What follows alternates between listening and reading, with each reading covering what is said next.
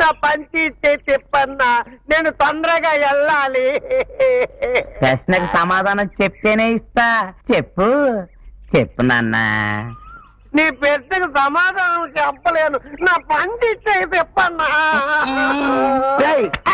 మళ్ళీ అన్నేం పెంచేశారా? డబ్బు దగ్గర గొడ్డులాగా గిలగిల కొట్టుకుంటాడు. ఇదేంటన్నా? గడ్డి పరక. మరి ఇదేంటి? చెట్టు కదా. ఇవి రెండు పక్క పక్కనే మొలిసాయి కదా, దాన్ని చెట్టు అని ఎందుకంటారు, దీన్ని గడ్డి పరకని ఎందుకంటారు అని వీడికి ప్రశ్న వేసా. తెలివి తక్కువడు, నా ప్రశ్నకు సమాధానం చెప్పలేకపోతున్నాడు.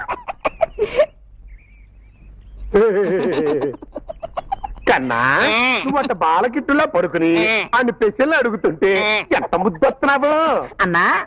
నేను ఇంత ముద్దుగా ముచ్చటగా ఉంటాను కదా, ఈ మనుషులు అంతేంటన్నా తెల్లగా ఎర్రగా అంత గలీజ్గా పుట్టారు.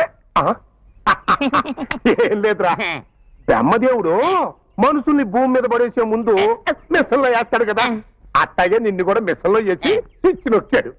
ఈ లోపు సరస్వతం వచ్చి బ్రహ్మదేవుణ్ణి నోకింది. సరస్సు వాడుకున్నాం కదా అని ఇద్దరు పక్కకి వెళ్ళారు. వాళ్ళంట పక్కకి వెళ్ళారు, ఇట్ట కరెంట్ పోయిందిరా, నువ్వేమో అందరూ ఇరుక్కుపోయావు. అలాగా? మళ్ళీ ఆయన తిరిగి వచ్చేసరికి నువ్వు మిషన్లో గెల్ల గెల్ల గెల్ల గెల్ల గెల్ల కొట్టుకుంటున్నావు. పాపమైన హ్యాండ్ లేచి బయటికి తీసి భూమి మీద పడేశాడు.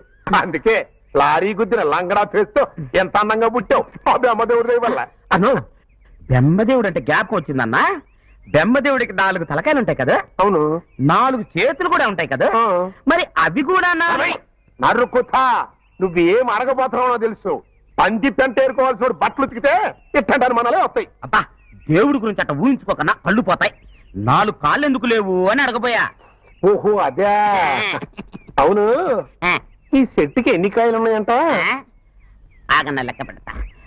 1 2 అనుమానం. దేవుడికి ఎన్ని కాయలు?